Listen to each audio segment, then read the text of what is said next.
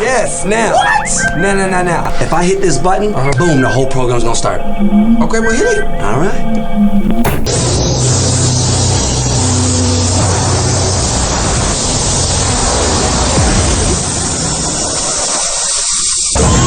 Now, something completely different. What's up? This is Hoppe Hour. I am your host, Ryan Hoppe, and I'm very excited about this next guest. On the phone line is Madison radio legend Fish Calloway. He is on Hoppe Hour. What's up, Fish? Madison radio legend. What's up, brother? How you doing? It's been a while. I'm doing good, bro. So first, I was trying to find a picture that when I was the 19-year-old intern at the boot camp 11 years ago, I tried really hard to find it online, but I couldn't find it. But I remember when I met you when I was 19, I was so excited because I'm from Illinois, but in 2006, in like June 06, right when I got out of sixth grade, my parents immediately surprised me with a trip to Wisconsin Dells. And we went to Wisconsin Dells. We went to Paul Bunyan's for ribs. And then the next day, we got up around 8 a.m. to go to, what's the water park? Noah's Ark. Noah's Ark, yeah. The place opened up at 9, and I literally wanted to sit in the car until about 9:45 just to listen to Connie and Fish. Thank you, man. That's very flattering, dude. I appreciate it, man. I remember meeting you at boot camp when you were just a little nugget. Yeah, I was a very little nugget. Yeah. No, it was great, though. You were just always very excited and very friendly, which I appreciated. It was cool. Always wanted to ask you this. I've always wanted to ask you this. How did you get the radio name Fish? Okay, well, there's three different choices here, okay? Okay. If you're talking to a bunch of people at school, the first answer would be I was the first underwater birth in the state of Michigan. And actually, I was born in Calloway Middle School.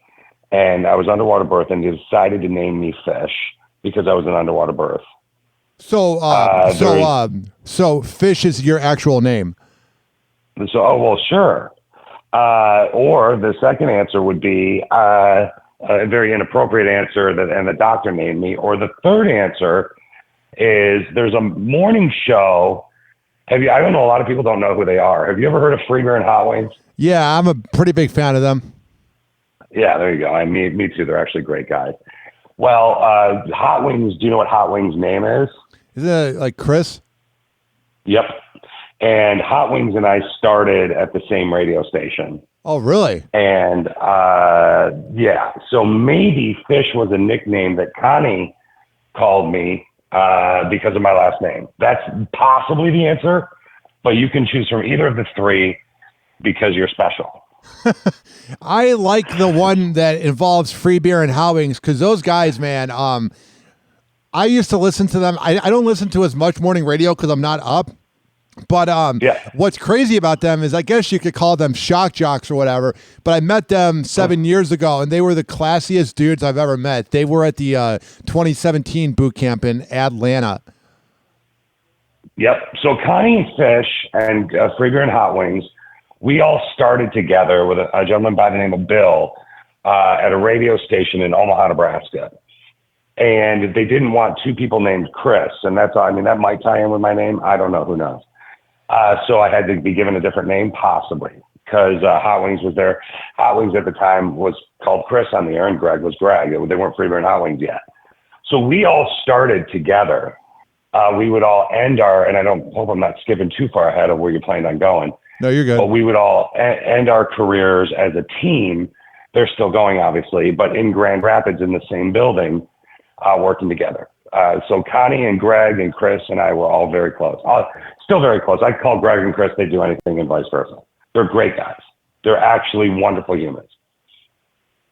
Yeah, it's crazy because like I've met some of my heroes before. I think the most soul crushing one was I loved Opie and Anthony. I heard them when they were syndicated in Chicago, and then I got Sirius Radio when I graduated high school, and they were my heroes.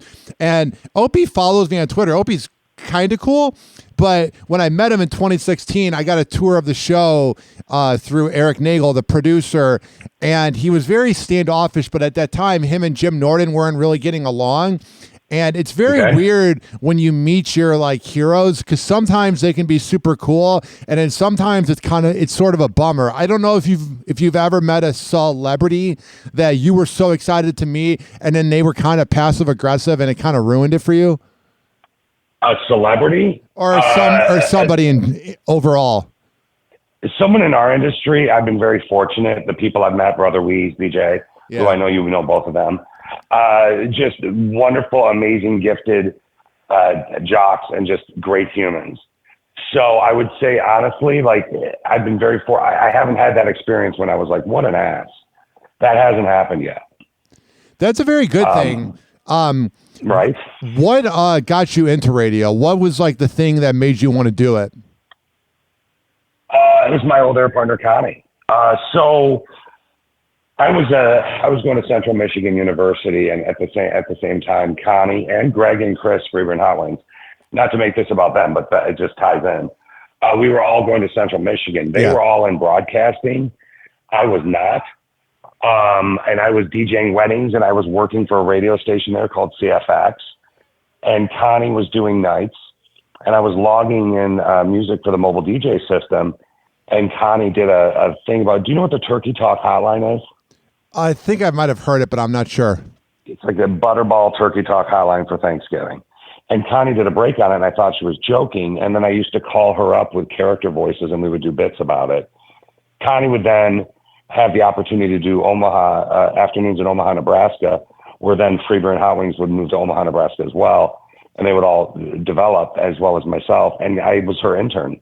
She reached out to me and said, I reached out to her and said, hey, I'm not getting the internship I want in Mount Pleasant. And she said, hold on, Fish, I think I can get you an internship here. And then she got me an internship in that building. So I ended my college career, and that was my first really step into radio. There's 100% Connie. Yeah. There's something really special about a good radio internship. I remember when I was in Chicago, everybody wanted to intern at 670 The Score, and those like CBS radio companies, Odyssey, they pump out interns every 6 weeks. And I remember like all my classmates were kind of upset that they weren't like really given any opportunity. And I interned at a place called Dance Factory, which was like a brokered EDM radio show. And I had an absolute blast. So I've always told people whenever they've asked for radio advice or whatever, I said, you got to get an internship at a place that's going to like grow you, not just kick you out after 6 weeks for credits. I'll tell you what's brilliant about what I've always thought about you that I found fascinating. Yeah. When I met you when you were young at Morning Show Boot Camp, which is obviously that, where we all go once a year to drink and maybe learn. That's all we do. I'm hungover every morning, Fish. I'm legendary for not going to any of the classes. Oh, it's like I love the refresh, but most importantly about what our friend Don Anthony, I know you're good friends with him as well. Great guy. But what our friend Don Anthony does that is quite brilliant is he puts together an opportunity for you to get educated. People that I've had on my show that were newer producers have always learned an immense amount of things, but also to catch up and kind of refresh your brain and refresh your love for the industry. And I always found like you always had a niche that you were creating, and I love what you've done with it. It's awesome. No, I appreciate that. I think the one thing that I've learned is that I'm trying to be my own brand, because for like my whole life, I've worked for other people, and I'm not opposed to working for other people, but I've worked with a lot of quote unquote shock jocks. And like, I had an offer to go back to my old job. It wasn't a former offer, but it was kind of like given on air through this Tampa Bay morning show. And I just don't know, like if I want to like do the whole shock jock thing again. Like it's very, I'm not against it because it works here in Tampa, but I just think it's so hit or miss. Like what I liked about you and Connie was you guys were edgy, but you guys like you could have kids in the car. Like whenever you were close to going off the rails about like sex, I always kind of felt Connie kind of going like, hey, Fish, we're on mix. We got to kind of keep it clean. I always kind of picked up that vibe, and that's what really made me laugh. Thank you. As she was bringing at it, there was no one, in my opinion, male or female. There was, and I say was because she's passed, but there was no one more gifted. And I said this when she and I didn't even like, we were frustrated with each other. If we hated each other, which we always loved each other, but you know what I mean? Yeah. If we were mad at each other, There was no one more gifted, no one more talented, no one with a more, like, she could have worked in any market and it would have transcended. And that, like, in our career, she was comfortable in Madison, Wisconsin. She was comfortable in Grand Rapids, Michigan. She enjoyed that. She and I had many large top 5 multiple offers, and she didn't want to do it. And that's fine. She was happy with what she was doing, but no one was more gifted at reining people in or reading the room. She and I had worked with a person for a while that was even more reined in than she was, and she got to be dirty and she enjoyed it. But I mean, it works. I don't know. As I've gotten older, it's not that I'm against dirty humor, but I feel like when I was in my 20s, that's like what made me laugh. I used to watch Gilbert Gottfried's stand-up shows and stuff like that. Yeah. And I don't know if it's just because like I'm 31 now, but I pick and choose when I want to have dirty humor. I feel like if like a show is just dirty for the whole show, I think there's a Howard Stern quote. I love it. It's like, if your humor is just blue, you're dead in the water. And I think it's a brilliant quote.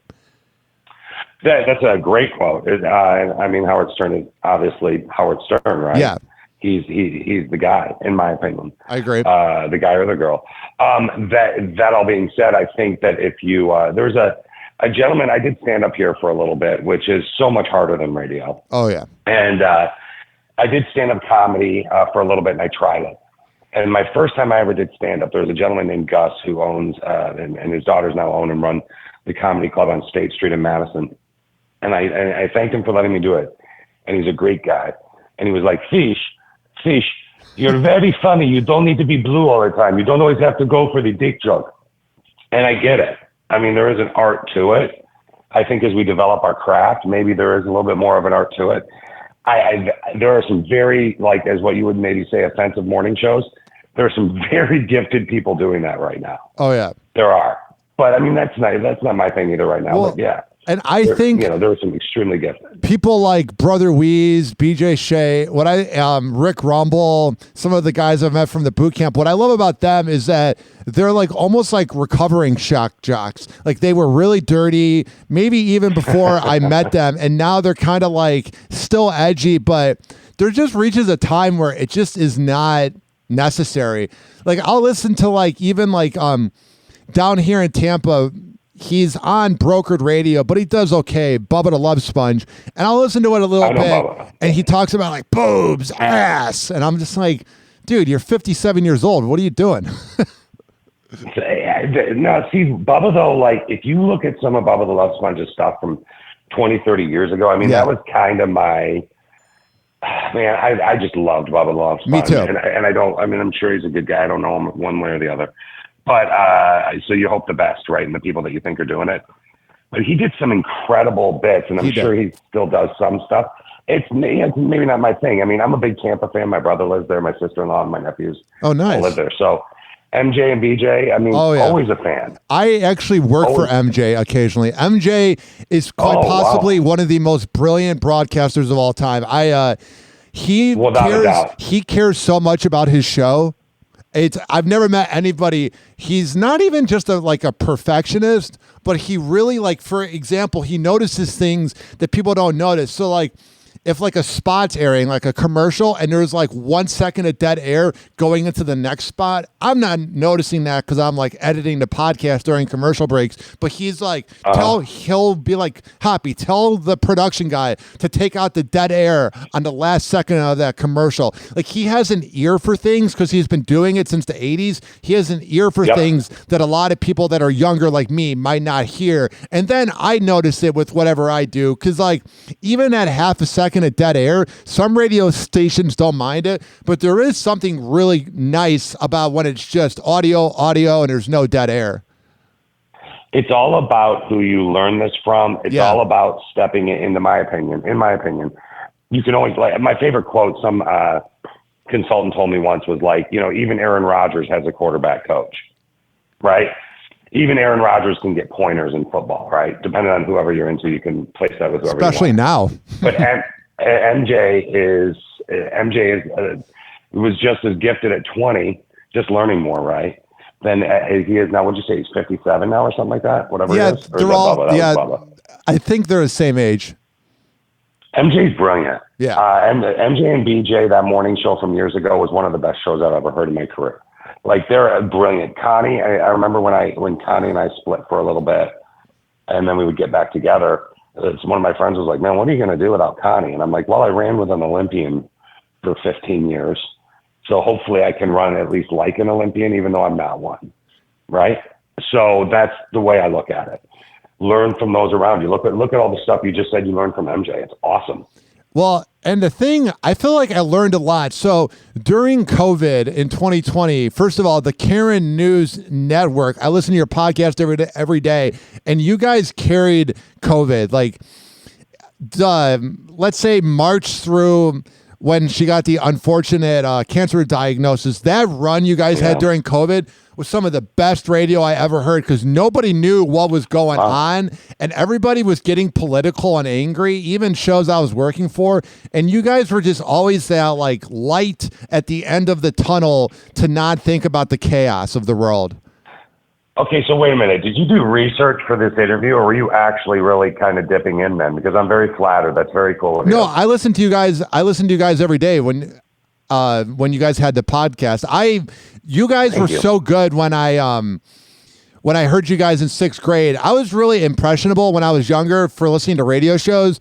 Like, for example, the other one I liked in Chicago was Mancow's Morning Madhouse. Now, he's loved or hated, but his divisiveness is something I really try to emulate, because he doesn't care. And I always like people, like, you got to be nice to people in real life. Like, I'm not going to go up to somebody and rant, but there's always something really kind of unique about someone like a Mancow who kind of just doesn't care. Yeah, I wish I had that. I think I would have been really successful if I had that. I really do. As weird as that sounds, I really am a people pleaser by nature. I think you are as well. Yeah. I'm a people pleaser by nature, and I want to make those around me happy or happy. Yeah. But that being said, when it comes to, like, I wish I could shut that part of my brain off. I really do. I mean, you can listen to Howard Stern today.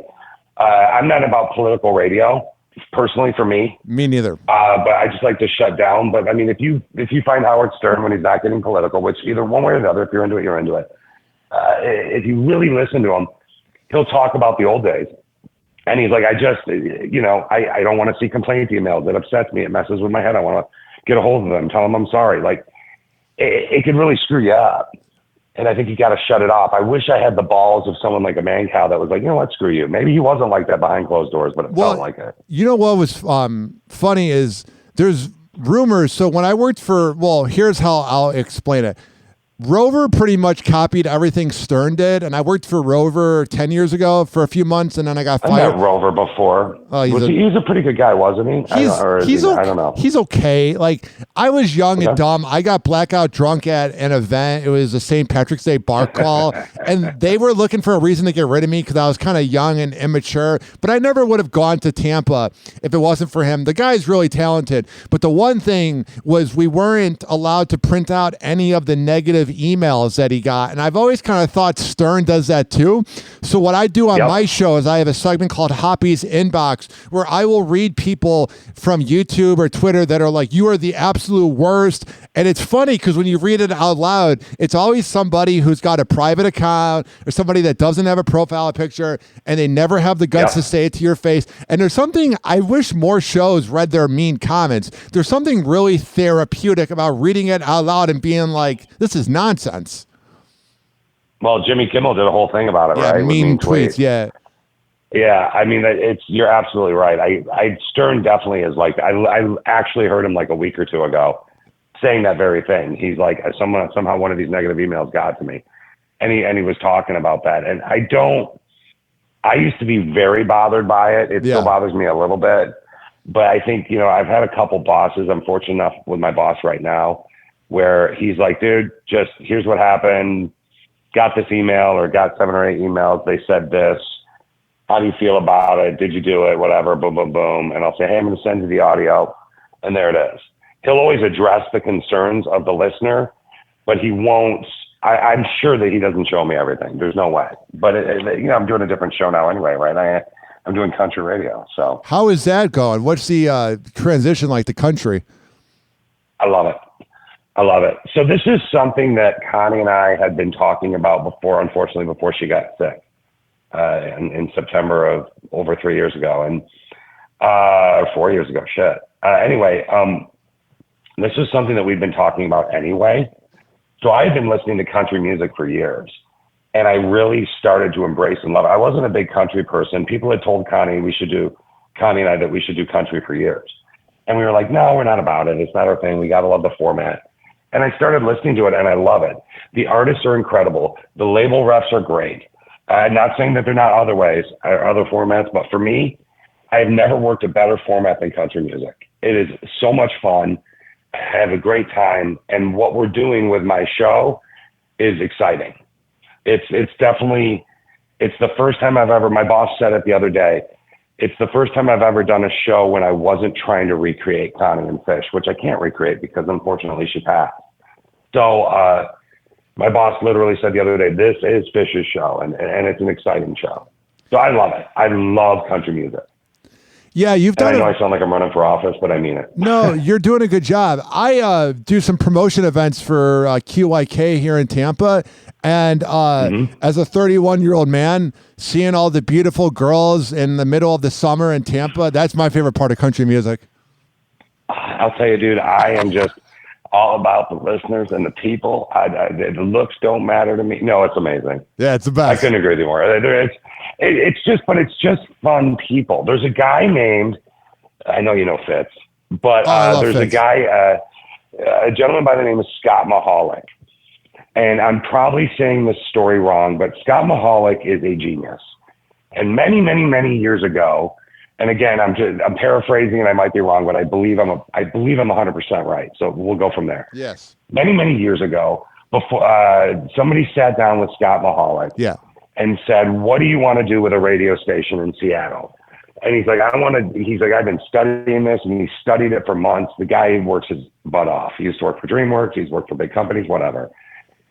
And he takes his time and he studies, and he notices when he goes, and Scott told me more or less part of this story 15 years ago, and I still remember it. No, more than 15 years ago, and I still remember it because it was so powerful. He noticed at country concerts, there were flip-flops and cuter people, and it wasn't just Buck in his truck and shotguns. It was changing. And he said he wanted to do a country station that sounded like Top 40, and he hired Fitz to do mornings in Seattle. And those two helped change the concept of country music radio. And I really, truly believe that. Well, there's rumors. I don't want to talk too much smack, but there's rumors that Bobby Bones was very influenced by Fitz's show. That's what I've heard. I wouldn't be surprised. I don't know if they're friends or not friends. Connie and I hosted a panel years ago, and Bobby was on it, and he was a really nice guy. That's the only time I've ever seen him. But he was nice to me years ago. No, he's awesome. Whatever. But yeah, okay. But Fitz is one of my favorite people ever. Oh, of course. He has a countdown show. He has another show, and he's been a friend of mine for years. And we joke about Fitz and Fish in the morning all the time. That being said, I wouldn't be surprised. Fitz is brilliant. He is a brilliant jock. He's a brilliant DJ. He's a good person. It's just hard to get him on the phone because he's, busy man, and he makes so many babies. He makes so many babies. It's crazy. I was trying to get him on my podcast for like 7 years, and he would either not really leave me on red, but there'd be no response.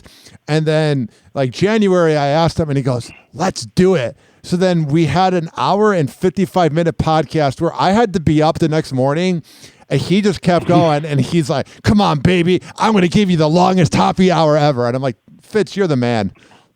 I love him. He's such a good dude. He's so weird. He and his wife are two of the coolest humans you could ever meet. Yeah, Beth, right? You ever heard the phrase "out kicking your coverage"? Yes. Yeah, like it's not even like she is so far beyond him. Oh yeah, it's insane. He would even say that. He would even say that. Oh yeah, 100%. And Bobby Bones Fitz probably. You could flip flop all night long. I mean, he's a brilliant jock as well. I'd say he would be in my top 5 With obviously, and I'm sorry, but number one's always going to be Connie. Maybe I'm a little partial, but if you really peeled the banana, you'd be like, holy shit, is she gifted? The thing with Connie was I feel like I was friends with Connie, but I actually never got to meet her. That's brilliant, and that's brilliant. And it's real, and it's taxing, and it kicks your butt, dude, and it emotionally is draining. Yeah, of course. And listeners in Madison were incredible with her, and they stole her shoes when she was trying to pee at a bar. And like, there's all sorts of things. It happens that way, right? Yeah. How is Dan doing? Connie's husband? Yeah. I guess there wouldn't be another Dan, right? Maybe Dan O'Shea from back in the day, which is probably a name you might not even know. I don't know. Dan is doing wonderful. Dan is great. Dan lives a couple hours from me. Dan was born and bred in Wisconsin. And, if you were going to write a story about your wife dying from a rare, vicious cancer, as whacked out as it says, that's a great story. It was beautiful to the end, and Dan is trying his best. He really is. He's a good dude. He's a really good dude. I've known Connie and I met Dan when we moved to Madison, Wisconsin. He was one of the first 10 people we met. And it just so happened that they'd be friends for years, and then they'd fall in love, and they'd date for like 9 years and get married. So it was nuts. Yeah, it's just crazy about Connie because I just think like there's times I want to like listen to radio shows, and I have a whole list of podcasts that I subscribe to on Apple. Most of them are just replays of morning shows. And there's times I'm like, man, I want to listen to Connie and Fish. And then I have that sad reminder. It's very bizarre. So I'll go on YouTube and watch some stuff from 2018, just cause like she always cheers me up. She always puts me in a good mood. Even though she's not with us, I still love that all the archives are online because there's just, I think it might have been her laugh. It's the fact that I'm also from the Midwest and she reminds me of like girls I went to high school with that Midwest accent, especially because she's from Michigan, right? Yeah, she was born and bred. Well, she was adopted, but yeah, she was born and bred in Detroit area, Waterford. And those old ones are still online, right? Like I paid a stupid SoundCloud thing, so I hope I didn't screw it up. No, they're there, and hopefully there's a ton of them. Oh yeah, there's a ton of them. You just have to scroll down sometimes to like go to like 2020 or 2019, but it's there. And then YouTube has a lot of your Connie and Fish TV stuff, which it's funny watching you guys laugh because I used to watch that. I'm a fan. I'm not just trying to kiss your ass, but I was in 6th grade and I was at the parking lot of Noah's Ark, and my dad's like, I paid for this vacation. Let's go inside. And I'm like, I want to listen to more of this. You're like, Dad, this is my future, right? And then does he regret it now? Is he like, damn, I should have taken him to like accountant camp? Oh yeah, like, something like that. I regret it now. I wish I had. I didn't have TV from 2000 to 06 because the alleged story was that my mom was taking cable from the next door neighbor and they kind of told her to stop, but she could have kept doing it, but decided not to. So I actually didn't have TV during 9/11. So I didn't know what 9/11 looked like until YouTube came out in 05. And I was at the library watching 9/11 crying. And my friend's like, why are you crying? I'm like, 9/11 sad. And he's like, dude, that was 5 years ago or whatever. Dude, like, wait a minute, hold on. So your parents stole TV from the neighbors. Okay, I get that. Yes. They get busted. But you grew up where? I grew up without TV, so I just had radio. But what city? What city? Arlington Heights, Illinois. Okay, so you grew up near Chicago. Yes. So your parents didn't buy rabbit ears? We didn't have it till 06. The first show I ever watched on TV was Prison Break and Lost. It was around that era. Dude, Prison Break was great shows. Prison Break, way underrated. Currently, I think on Netflix. Such a great show. It was weird though because like I think there was some documentary that came out in like 04 and I saw a little bit of the footage. But when I every year I watch the CNN footage of 9/11, I watch about 20 minutes of it to not forget that feeling because I was in like 2nd grade. I remember the playground, we used to have this teacher who was a real dick. He would only give us 10-minute recess breaks, and he had a stopwatch, and it was only 10 minutes. And once the stopwatch was done, you had to go back inside. And that morning, it was around like probably 10:30 a.m. Midwest time. And teachers are running inside and outside of the building. And we're on the playground going, wow, free recess. Woo! This is kind of what I remember. Then I remember we came inside and our teachers told us that something was going on and that our parents were going to pick us up. And then my mom was like, because she lived like 2 blocks from the school and she had the day off because she was a nurse. She like picked me up. And then one of my weirdest memories, I was working on a project in my living room.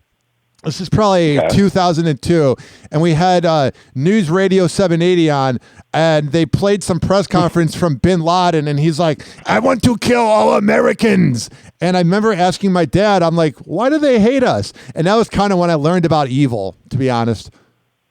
Oh, wow. First off, that was a spot-on impression of Bin Laden. I mean, I felt like he was on the call with us. That was really creepy. Yeah. Like, dude, I don't know how you did that. That was amazing. So you had a very, not to be a shrink with you, because I'm definitely not one, right? But you had a very isolated childhood to a degree. If you didn't hear about 9/11 till 2005. It's because my family, I'm not it anymore, but my family was Roman Catholic, very Roman Catholic. Okay, gotcha. Very Catholic. Like, I mean, like Catholic. Like every Friday, my dad didn't have meat, even though that's just during Lent, I think, or whatever. You don't eat meat on Fridays, stuff like that. Yep. I always thought it was nonsense. I'd be bored in church drawing on the little pamphlet they give you or whatever. It was never my thing. It drove my parents nuts, and it drives my family nuts because they want me to believe in God. I'm like, I'm here. You know what, dude? Like my opinion has always been. I mean, there's some things and Connie and I always felt this way, and now obviously on my own I feel this way. And there's some things you just don't need to talk about on the air, right? Religion, abortion, politics. It's just not worth it unless that's your show. Yeah. Unless that's what you want to do, right? And because you're gonna make somebody mad, you're gonna alienate somebody. So what's the point? Now, if you're doing that show, more power to you, and they tune into it, right? Rush Limbaugh, or I don't know who it would be now, right? Yeah.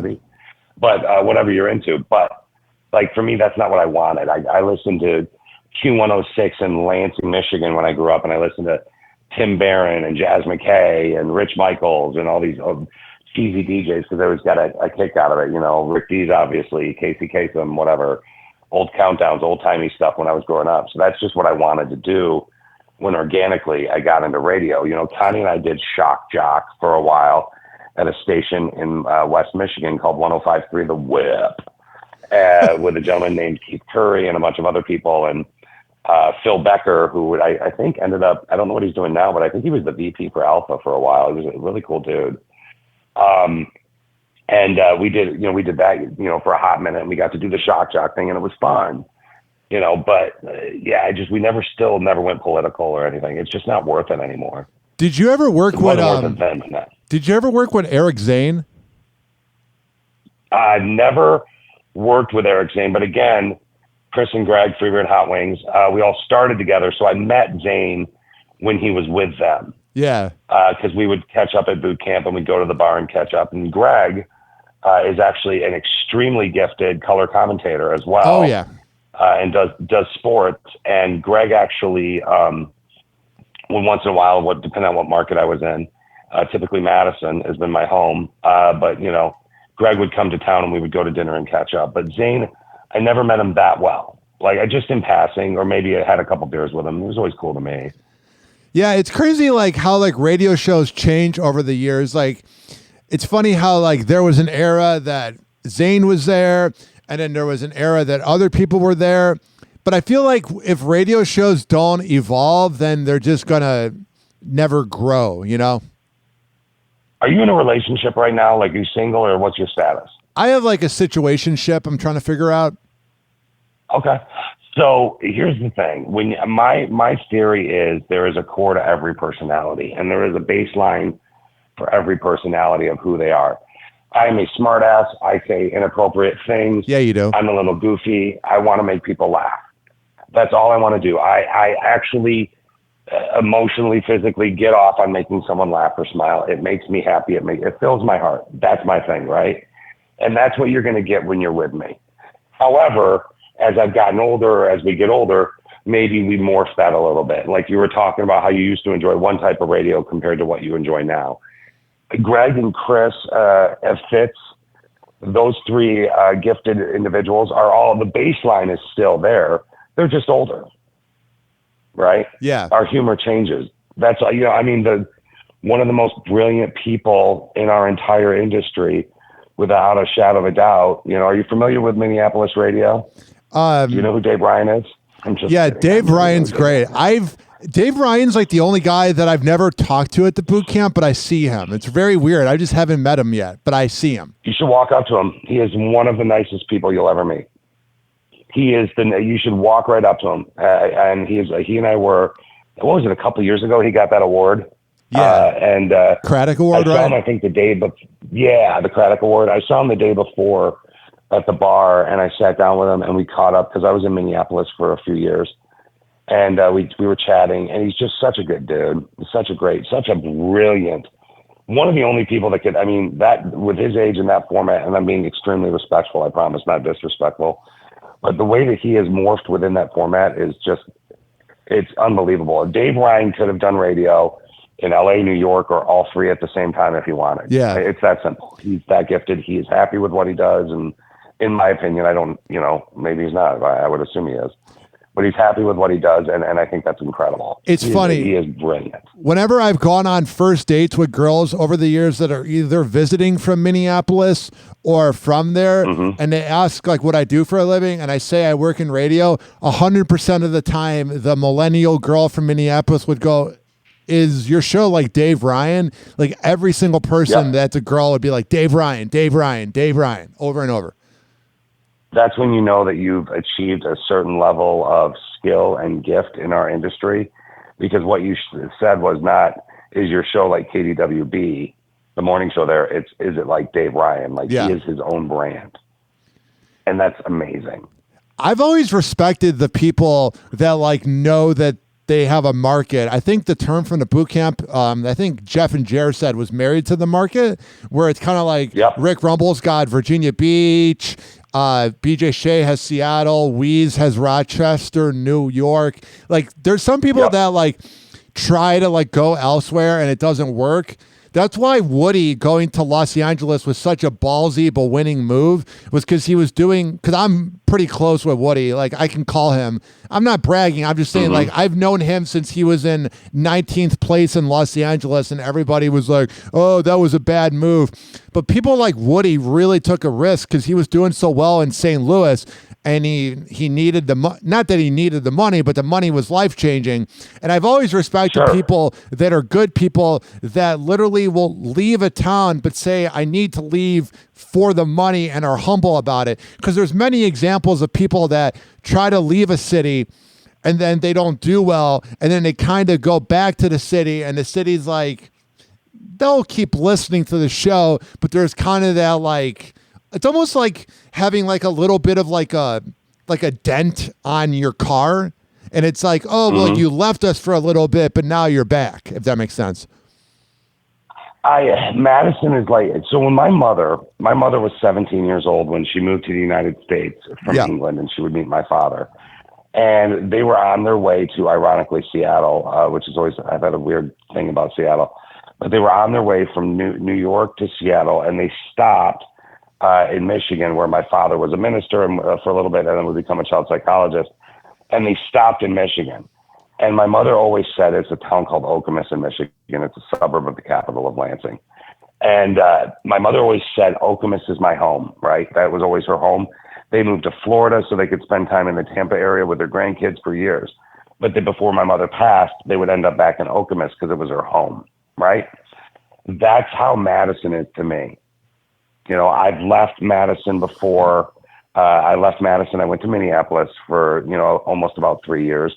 I worked for one of the best radio companies I've ever heard of, which was Hubbard. Yes. Still to this day. I mean, just an incredible Ginny Hubbard, the Hubbard family, just an incredible company, a great radio station, Heritage Station, KS95.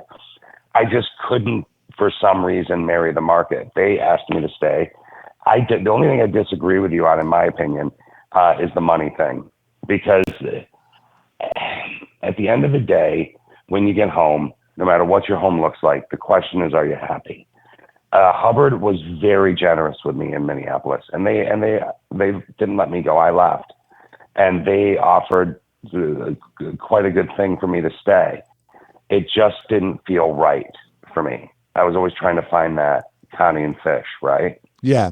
Instead of trying to find fish, if you will. So, and I would eventually so I left, and they let me leave, and they were amazing. And Ginny Hubbard and Dan Seaman and the crew over there, even my old boss Leighton, was just a great guy. They were wonderful.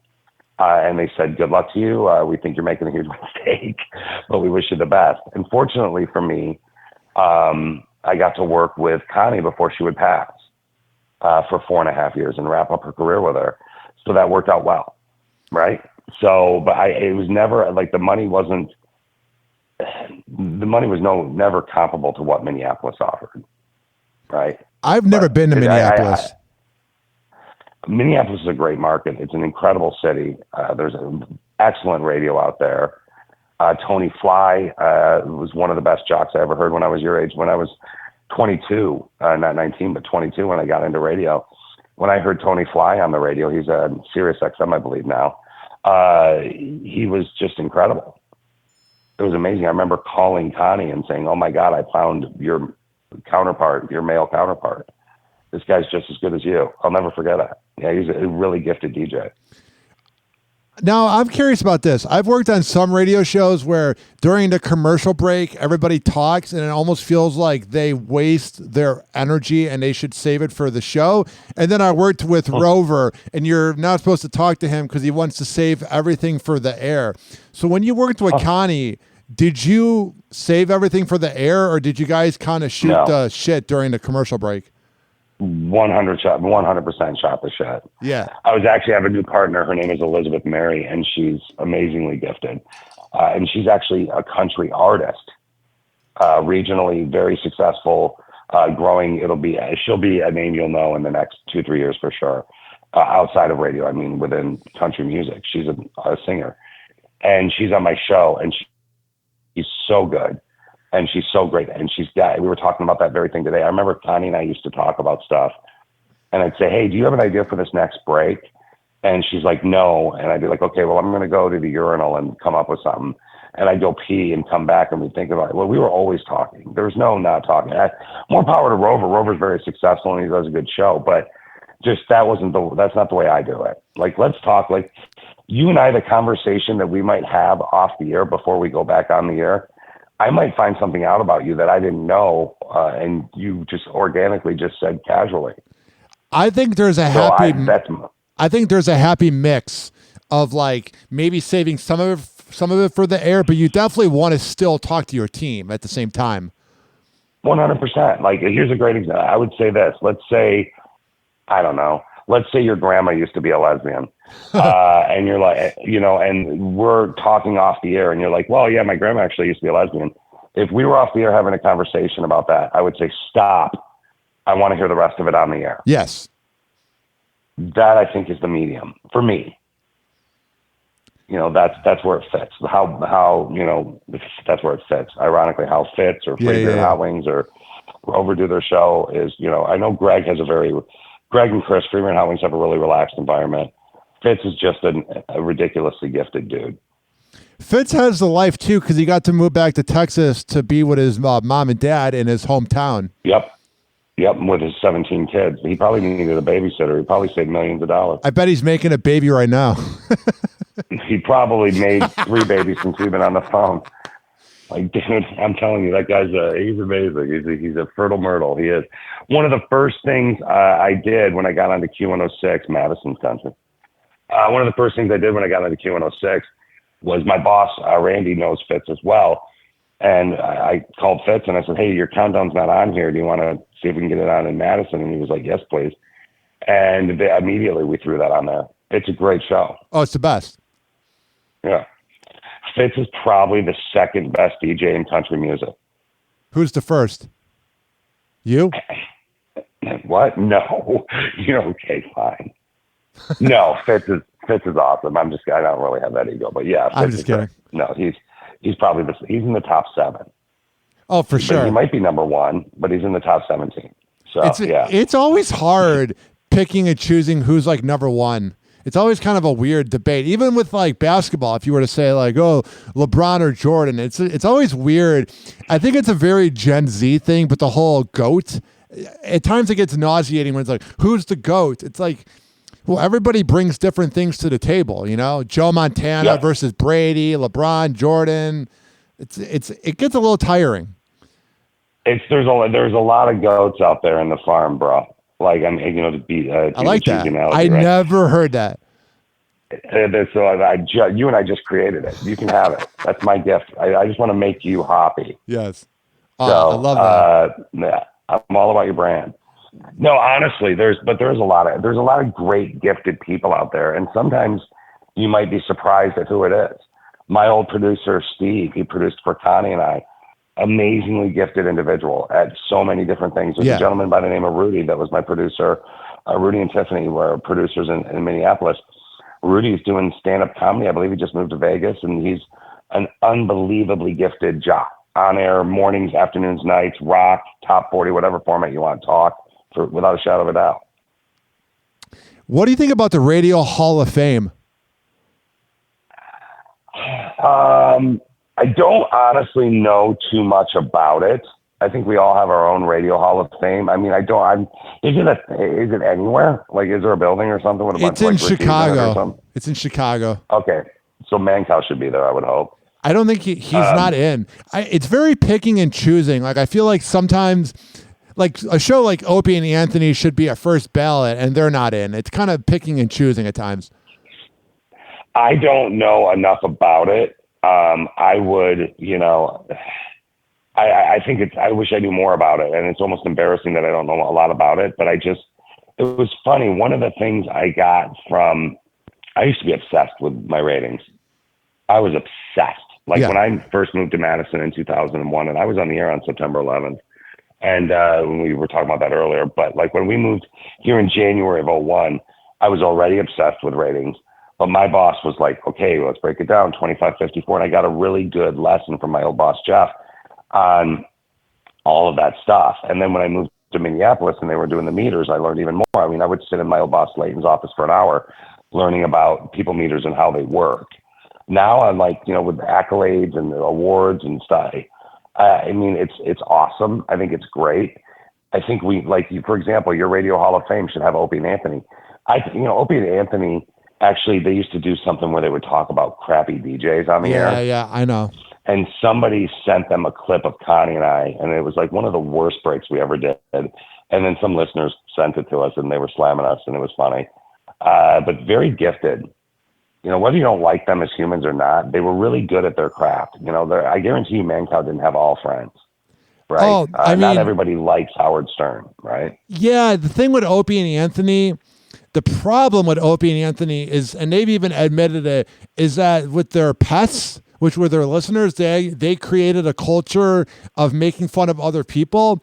And you'll even listen to old clips from Opie's show, from Opie and Anthony, maybe in 07, and Opie would say, this is going to end in a disaster and everybody will turn on us. And Anthony and Jim will be like, what are you talking about? And Opie knew it, because when you create a culture of talking smack about other shows and always being edgy, and I love Opie and Anthony, but he was right to the fact that now all these podcasts online try to copy that Jocktober segment. One of them went after me last month. That's what it was. Yeah, Jocktober. That's what it was, right? Yeah, Jocktober. Yeah. Sorry, didn't mean to interrupt. No, anyway, you're one good. Of them went after you. Why'd they go after you? Because I went after this show. I interviewed this comedian that talks crap about everybody. And there's this show called Who Are These Podcasts? And there's these nerds from Rochester, New York that have never worked in radio. And they're like Opie and Anthony, like diehard geeks. And they just talk about all the terms Opie and Anthony used, but never worked in radio. So then I talked crap about them and was like, who are you guys to talk? All you guys do is talk bad about other people. So then they like talked about me for like 20 minutes on their podcast. And ever since then, I've been getting all these listens. And I'm like, you literally gave me free publicity. Like, that shows that you're not a pro. Is that I've had wars, like me and Rover didn't have the best like breakup, and he'll talk smack about me, but he'll never reply to what I say, and that's smart on him because he doesn't want to promote what I'm doing. But this podcast promoting me, it shows that they've never worked in radio because by them getting mad at what I'm saying, they literally just gave me a free billboard. Yep, that's 100%. That's what Connie and I used to do when we moved to every market. Our favorite part, the favorite thing that would happen to us is Connie and I both always struggled with weight. And I'd struggle with, I love food. I mean, put it this way. If you came home and I was laying on top of your girlfriend, the first thing you would be concerned about are her ribs. Then you might want to talk about your relationship. Yeah. Like I'm a large man. And if they go after me and they say, well, Connie and Fish, they always used to call it the fat morning show. Well, okay, thanks. The one thing you're not doing is slamming how talented we are. Exactly. So you're talking about we're the fat morning show? Go ahead. Opie and Anthony, their Jocktober thing was funny. I heard it. The only thing that bummed us out was like, we wish they would have maybe said, well, here's a good break. But that's not the bit. Right? That's not the bit. So, Connie and Fish don't, it was like our first break at 6 a.m. and it was a stumble and it was terrible. I think it's still out there. It was terrible. But it's not what you grew up listening to in the parking lot at Noah's Ark when you were in ninth grade. But that being said, it is what it is, dude. Like, that's, people are always going to say you suck. There are always going to be negative people out there. And typically every single person, including me, including you, at some point, at least once a month, is going to be negative about something. Maybe it's a Subaru that cuts you off while you're, driving a Chevy, and you get mad at the Subaru, right? You stupid Subarus. Well, it's not the Subaru's fault; it's the driver. So I don't know. I just am very much like throughout this, dude. I got in my first week on KS95. They created a position for me at KS95. The reason I'm saying that is no one got fired. They made the show. It was called Ryan and Shannon. It became Ryan, Shannon, and Fish. Two very gifted DJs as well. Ryan and I would become pretty good friends, actually. He's a dude I miss. He's a great guy. We all have our, things, but whatever. Anyway, they created a position for me. In my first week at that radio station, I got more complaint calls than any person ever in the over 50-year history of that radio station. And I was nowhere near as bad as I was when you were in ninth grade listening to me in the parking lot of Noah's Ark in the Wisconsin Dells. Yeah. No, nowhere near. It was a lot. I don't like his voice. He sounds like I can't even say what they said, but more or less it sounds like there was a penis in my throat. I actually went on the air and I did something. They asked about my relationship status because I was married at the time. And I said, I'm married, but my wife is currently in Madison, Wisconsin, and I live here. So we use the zip code rule. And they said, what's the zip code rule? And I said, if you're in a different zip code, it's not cheating. Boom, 20 complaint calls. Like, it was just one after the other. But people just want to bitch, and that's fine, then let them. You just got to blow it off. Yeah, the funny part is I deal with a lot of nonsense in Tampa radio from this job I was at for 7 years. And these listeners... Okay. I'm going to read you this tweet that I got from this former porn star who is an OnlyFans girl who I think regrets doing it. And she deleted her Twitter account and remade it. And Mike Calta is a local shock jock I worked with for 7 years who worked under Bubba. And he's kind of a big deal here. And he wants me to return, but I don't really want to go back. Here's the... Wait, what's his name? Mike Calta. Cowhead. Okay. Is that Cowhead? Yeah. He is really good. Oh, he's excellent. Me and him had a little... He got mad that I left the show, even though he told me if I had to leave to make more money, that would be fine. And there's a little bit of we're not really talking, but he wants me to call him, but I have nothing to be sorry about. So there's a little bit of awkward tension. I don't really care because I'm doing my own thing. But Jess 123 on Twitter says, I will never listen to Mike Calta again if Ryan Hoppe came back on board. And then there's this guy named Dizzy. Dizzy for mayor is the only choice. Not that my opinion carries a lot of weight, but I am not alone. I cannot stand Ryan Hoppe. There will be riots. There will be an insurrection if Ryan Hoppe comes back. Okay, so question for you. You said she's a former porn star? Yeah. With an OnlyFans? So did you go look at her OnlyFans? She has it deleted, but I made a video and I tagged her in it, and she flipped out and was like, that's a part of my past. And I said, I didn't reply. I gave it a heart. But in the video, I pretty much went on a rant and was like, you probably regret doing OnlyFans and that your vagina's online. Like, I was in shock jock mode because she was talking smack, and that tweet got like 10 retweets and people were talking about it. And then she flipped out on me, and I'm like, but that's how it feels to taste your own medicine. You threw an unnecessary shot at me when I'm not even working at this job and they're just talking about me. Like, people don't like the taste of their own medicine, I've noticed. People are going to be at the top of the hill talking all this smack, but when you do the same to them or you defend yourself, then people get mad. It's very fascinating. It's like bullies don't like when the truth is said about them. Yep. Well, and I mean, I find this whole thing fascinating because I'm wondering if you went to her OnlyFans or if you researched her quote unquote former pastime. What is she? You said she was a porn star, right? She did like OnlyFans like videos. I don't know if she had full on sex, but she was doing like finger stuff, and she used to promote it. And then I think she deleted her Twitter so that would be in the past. And because her whole thing is called Jess is Back is the name of the Twitter. And I just recognize her face. She's a cute girl, but she looks like... I was going to say, were you aroused when you watched the videos? Because that's my funny. I've never paid for OnlyFans. I don't pay for pleasure. I just pay for dates that lead to sex. But well, good. Well, way to get sex. That's important. Or just be held. Sometimes a man just needs to be held. Yeah, but with this girl, she has that look, because I've dated girls that are pretty, that are radio listeners that have daddy issues. You know that look in your eyes where you take a really cute selfie, but you can look at their pupils and you go, oh, you had a bad father? You know that look?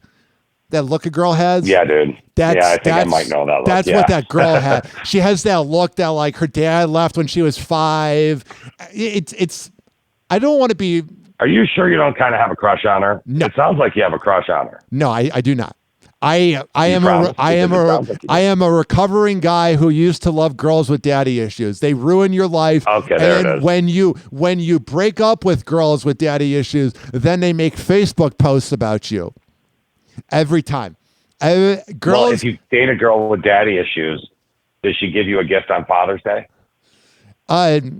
She calls you daddy during sex, which is weird. One of my exes did that, and I had to tell her to stop. I'm like, stop, please stop, daddy. I'm like, stop. I did. I did a bit on that years ago. The daddy thing, yeah. It's so. I was dating somebody whose roommate said the daddy thing, and we did a whole thing on it. Yeah, I know exactly what you're talking about. It's weird, and it's also weird when they call your dad, and like it's just awkward. We have been talking for 58 minutes, Fish. Dude, I'm enjoying the conversation. You're very good at this. You're very conversational. I think you got a career, kid. Thank you, man. You know, I definitely am not kidding about the career. I'm just being a smart ass. But yeah, I know. Dude, I enjoy talking to you. It's a lot of fun. I really like what you're doing. And I to this day, I remember meeting you at boot camp. I remember Connie and I talking to you. It was exciting to see your enthusiasm. And I love that you've been really dabbling in and out of the industry. You know, all I would say is, go on. Well, all I would say is the cowhead thing you were talking about. I mean, just remember, there's always two sides to every coin, right? Yeah. And it's, you know, maybe it did kind of hurt his feelings a little bit when you left him. Maybe it doesn't hurt sometimes to say, hey, bro, I'm sorry if that upset you. I'm just trying to find my way, you know? I think we'll see each other out and about at a concert and we'll hug. I just have nothing to be sorry about because I did what he told me to do. And I don't think he remembers. He's just, I don't want to talk bad about the guy. He's just very confused. I don't even know if he knows what he's mad about. It's very hard to explain. I think he's very confused. Did you ever hear about so Chris Farley is from Madison, Wisconsin. Okay. or was from Madison, Wisconsin. I'm a giant Farley fan, but I was always fascinated by Farley and Belushi and all those people.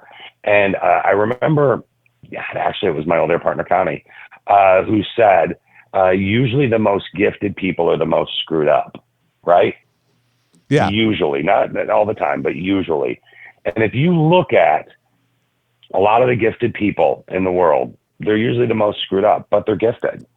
So like you and I were talking about the fact that, like if you could do the man cow thing, you mentioned that earlier, if you could do the man cow thing and just shut off that part of your brain and not care, like how great would that be for your career? But obviously you care. You're upset about the porn star girl to a degree. It gives me content. It gives you content, but it occupies space in your brain. That's very true. I had a woman tell me that I wasn't funny anymore, and I sucked at my job 15 years ago, and I can tell you exactly where I was sitting and exactly what bar and almost exactly what she looks like. But I also had a woman in Jackson, Mississippi, when I was doing radio there, that came up to donate blood, and she was not, I would say, a 10 to be polite, and she said, "Fish." We thanked her for donating blood, and she said, "Fish, you said I was beautiful and I sound sexy when I called about this." And I said, "Well, baby, you are." And she, "Oh my God." Like, why? So compliments can be memorable as well, right? You saying, I will always remember now, 9th grade, Noah's Ark, Wisconsin Dells. It's very flattering. It's very cool that you said that. Thank you very much. Paul Bunyan's has the best ribs I've ever had. You know that place? The Dells is pretty amazing. Dude. Yeah. Yep. Yeah. Oh yeah. The Dells is amazing. There's a really cool bar called the Del Bar. There's a place called the Schnall. Wisconsin Dells is a fun little place. It's definitely a lot of fun, and it's not that far of a drive from Chicago. You just put on some music and you're good. No, yeah, you should get them to start sponsoring you. Come on, man. You're giving them all these plugs.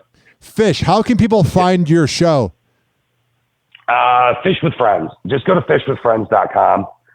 Fishwithfriends.com. We are the amazing thing, locally owned and operated since World War II, Midwest Family Madison, my company. The amazing thing about Midwest Family, and we have a couple other markets as well, but the hub is in Madison. The amazing thing about this company is there's no rush.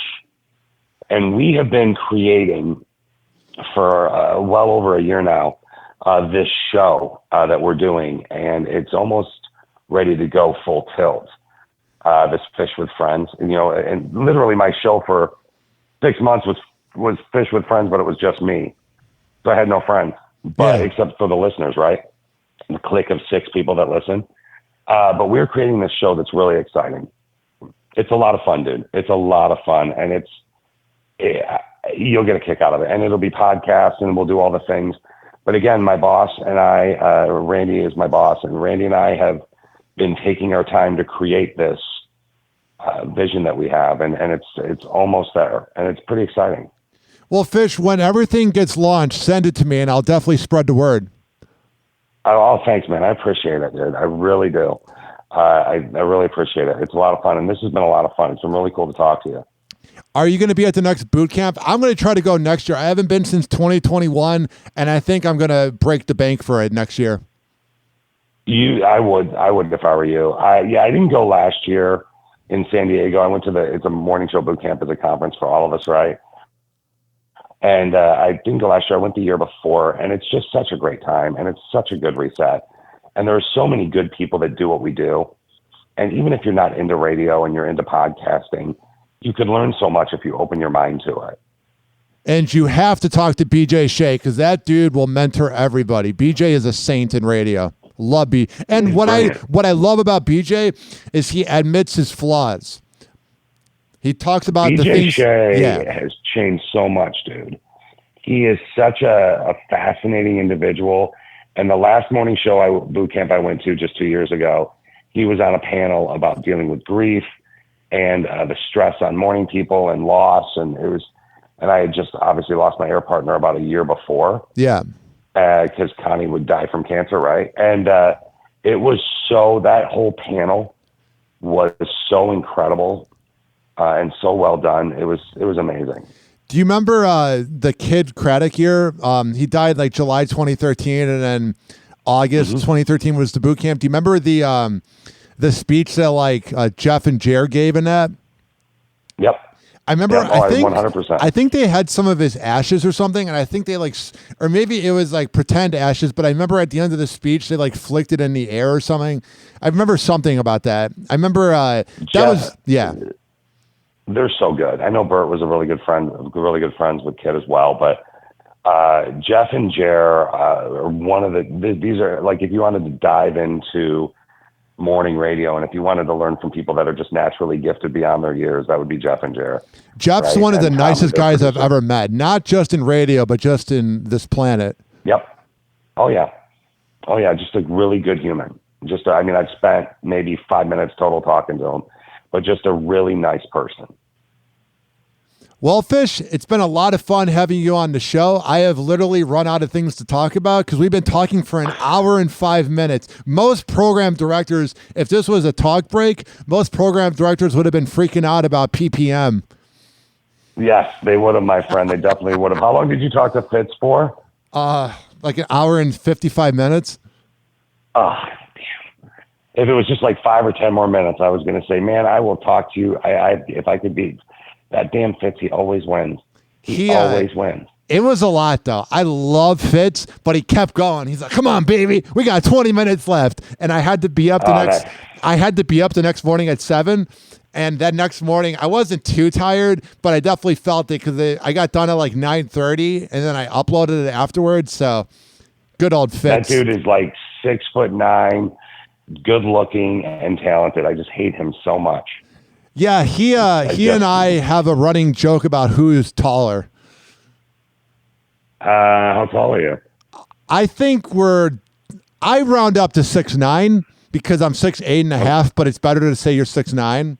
So. Oh, you're probably taller. But we look each other in the eye. Like, it's bizarre. That's awesome. And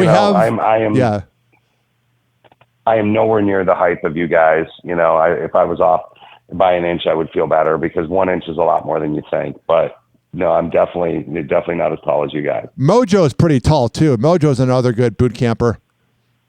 Mojo is another. I mean, if you're going to do a Radio Hall of Fame, a wonderful human, a great guy, and ridiculously gifted DJ. Oh yeah, you could put him right next to Dave Ryan, and Mojo could go in any market and win. I think Mojo is in the Hall of Fame. I think he got inducted or he was at least nominated. He should be first ballot. He should have like his own plaque there. I mean, that dude carried Detroit for the last quarter century. Yeah, he's unbelievable. He's just a good human. Again, I love when people that are good people get the credit they deserve. Thus mentioning Hubbard earlier, as well as Midwest Family Madison. Well, Fish, it's been a lot of fun having you on the show, and I would definitely love to do it again. Amen, dude. Anytime. I would love it if you ever need me. If you ever have Fitz on again and you want me to sneak in there when he doesn't know it, you'll definitely get an interesting, oh my God, 20, 30 minutes out of that. We should do that, where I add you to the line, and then I go, Fish is on the line. Oh yeah, you would get a kick out of it. He is definitely a good human. He and I we need to catch up. It's been a while, but we text here and there. But he's, again, a hard dude to get on the phone. But once you get him, he's locked and loaded. Well, Fish, it's been a lot of fun having you on the show, and keep up the good work. And when you guys launch that new project with Fish with Friends, let me know. I will for sure, my friend. And you have a good one. And it was wonderful to talk to you. You too, Fish. Keep up the good work, bro. Thanks, man. All right, bye. Bye. And that was Fish Calloway, as he called into Hoppe Hour. Now, if you listen to all 68 minutes of the show, I appreciate it. I'm only going to talk for 20 more seconds, so then it's 69 minutes, just like my height, 6'9". Search HOPPE Radio on all major platforms. My show is sort of similar to Connie and Fish, as I talk about celebrity news and that, but I want to keep to my word about it being 69 minutes. So this has been Hoppe Hour. I am your host, Ryan Hoppe, signing off.